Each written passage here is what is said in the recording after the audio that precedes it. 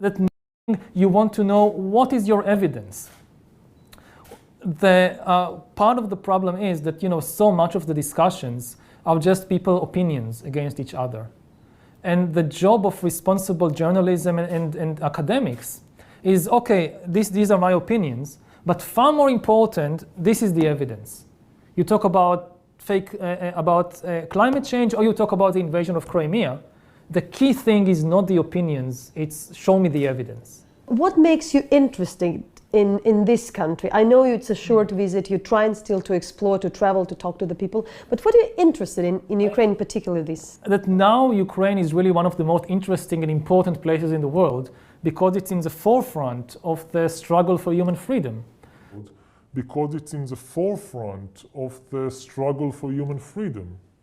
Both against internal dictatorship and against external invasion and imperialism. And I think that what happens here and what will happen here in the coming years will have immense implications, certainly for Europe and even for other places around the world. So it was very important for me to come and experience firsthand and talk with people and gain a better understanding of what's happening. Or not even a week in is already astronomical. So to justify it, and also to remind, by the way, a viable leader at the head of Russia, Putin needs to win, and even win convincingly. So how do we square these things? I don't know. I mean, the fact that you need to win doesn't mean that you can win.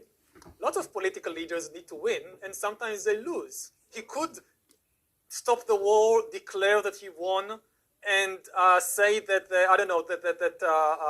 recognizing Luhansk and Donetsk by the Russians is what he really wanted all along, and he achieved this. Maybe they cobble this agreement or that. I don't know. This is the job of politicians. I'm not a politician. But I can tell you that I hope for the sake of everybody, Ukrainians, Russians, and the whole of humanity, that this war stops immediately. Because if it doesn't, it's not only the Ukrainians and the Russians that will suffer terribly. Everybody will suffer terribly if this war continues. Explain why. Because of the shock waves destabilizing the whole world. Let's start with the bottom line. Budgets. We have been living in an amazing era of peace in the last few decades. And it wasn't some kind of hippie fantasy. You saw it in the bottom line. You saw it in the budgets. In Europe, in the European Union, the average defense budget of EU members was around 3% of government budget. And that's a historical miracle, almost. For most of history, the budget of kings and emperors and sultans, like 50%, 80%, goes to war, goes to the army. In Europe, it's just 3%. In the whole world, the average is about 6%. I think, fact check me on this, but this is the figure that I know, 6%. What we saw already within a few days, Germany doubles its military budget in a day. And I'm not against it. Given what they are facing, it's reasonable for the Germans, for the Poles, for all of Europe to double their budgets. And you see other countries around the world doing the same thing. But this is, a race to the bottom.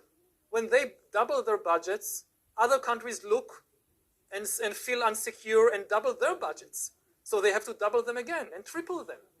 And the money that should go to healthcare, that should go to education, that should go to fight climate change, this money will now go to tanks, to missiles, to fighting wars. So there is less healthcare for everybody. And there is maybe no solution to climate change because the money goes to tanks. And in this way, even if you live in Australia, even if you live in Brazil, you will feel the repercussions of this war in less healthcare, in deteriorating ecological crisis, in many other things. Again, another very central question is technology. We are on the verge, we're already in the middle, actually, of new technological arms races in fields like artificial intelligence. And we need global agreement about how to regulate AI and to prevent the worst scenarios. How can we get a global agreement on AI when you have a new Cold War? a new hot war. So in this field too, all hopes of stopping the AI arms race will go up in smoke if this war continues. So again, everybody around the world would feel the consequences in many ways. This is much, much bigger than just another regional conflict.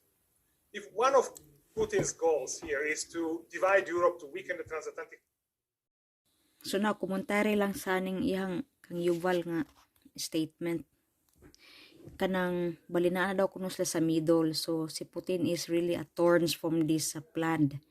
So now, kay kung kinalan ma-stop siya para ma-continue kung magka-agreement sila. Ang problema lagi ana kana laging di ba sa 2019 nga niya nga visit niingon siya nga kining duha ka dictator in the internal state og sa kanang invasion and imperialism mao ni siya nag-fight ning duha kay di mo sugot si Putin nga invade ni sa taga Pikas. So now mao ni problema nila karon nga si Putin babagyod sa ilahang plano. Di sila katagan. Kay kung smooth la ang tanan, kung gusto nila hunungon para mas smooth ang dagan sa ilang plano about aning sa ilahang kuan. Ilahang plano ba yun na? Artificial intelligence, all this, centralize nila tanan ba niya? Wala may agreement jud. Mahitabo kung di ni mo kuan si Putin, dili mo down ba? Mo hands up bitaw nga magpa-dictate niingon biya to if you listen ni Putin di gyud siya mo agree nga padiktitan iyang teritoryo. So mo na struggle nila ron. So kay kung og smooth lang siguro kay matod niya naa na sa middle sa ilahang plano. But kung middle sila sa tupa supposed to mas centralize na gyud unta ni ilahang kay pila na gud ka tawo ron nga na baksinan. So ana yun ni kadulong. But, you know, Elohim is always in control. This is what I see sa situation now. So, expect more nga naadyo mga kanang kuan ba, famine. Because it is written, you know, that rumors of wars and rumors, naadyo famine, mahitabo. Di man yun na malikayan kayong ugnay war. So, mauna, ang ilang i-funding ram na sa war og dahan mga matay. Kung kumaingon sila dahan mga matay, this is the hypocrisy nga ilahang mga brainwash sa mga tao. Ubot ho naon kanang mga gipang bitsinan ron mao nay number 1 nga ilang gipaabot para sa ilang plano.